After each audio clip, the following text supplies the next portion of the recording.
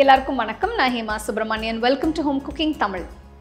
நம்ம எல்லாருக்குமே பிடிச்ச டிஃபின் பூரி.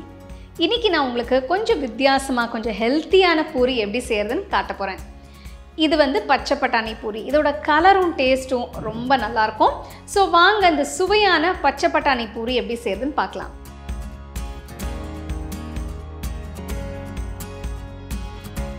இந்த பூரி செய்ய நான் 2 கப் கோதுமை மாவு எடுத்திருக்கேன். கொஞ்சம் அகல பாத்திரம் யூஸ் பண்ணுங்கள், அப்போ தான் பிசைய ஈஸியாக இருக்கும். இதில் 1/4 டீஸ்பூன் மஞ்சள் தூள், 1/2 டீஸ்பூன் மிளகாய்த்தூள், உங்களுக்கு இன்னும் காரம் வேணும்னா இன்னும் கொஞ்சம் மிளகாய்த்தூள் போட்டுக்கலாம்.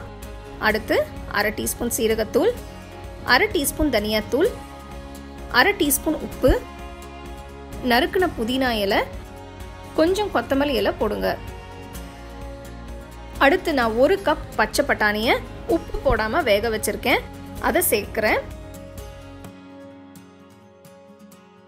எல்லாத்தையும் லேசாக மிக்ஸ் பண்ணி கொஞ்சம் எண்ணெயை ஊற்றி பிசைங்க.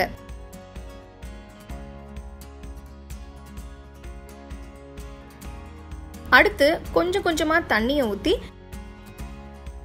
பட்டாணியை மசிச்சு பிசைங்க.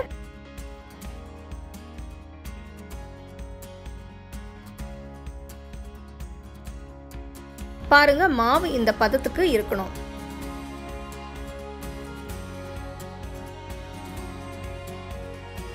இதை 10-15 நிமிஷத்துக்கு மூடி வச்சிருங்க. 15 நிமிஷம் ஆயிடுச்சு. பாருங்க, மாவு நல்ல சாஃப்டா இருக்கு. கொஞ்சம் மாவு எடுத்து தேய்ங்க.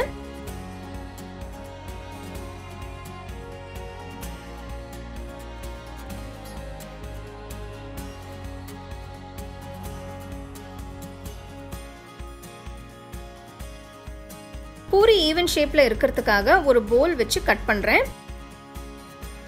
மாவு சரியான திக்னஸ்க்கு தேய்க்கணும். ரொம்ப மெலிசாவும் இல்லாமல் ரொம்ப கனமாகவும் இல்லாமல் சரியான திக்னஸ்க்கு இருக்கணும். அப்போ தான் பூரி நல்ல உப்பி வரும். கடாயில் தேவையான அளவு எண்ணெயை சூடு பண்ணி பூரியை போட்டு சுடுங்க.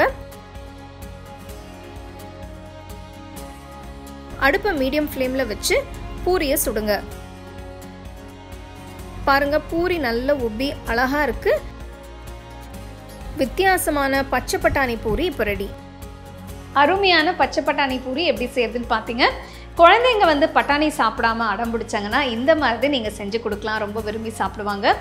நீங்கள் இது பூரி கிழங்கு இல்லைனா ஏதாவது ஒரு வெஜிடபிள் குருமாவோ ஏதாவது ஒரு நல்ல சைட் டிஷ்ஷோட சர்வ் பண்ணலாம், இல்லைனா வெறுமனே கூட இதை சாப்பிட்லாம், ரொம்ப டேஸ்ட்டாக இருக்கும். ஸோ இந்த சுவையான பச்சை பட்டாணி பூரியை ட்ரை பண்ணி என்ஜாய் பண்ணி எப்படி இருந்ததுன்னு எனக்கு சொல்லுங்கள்.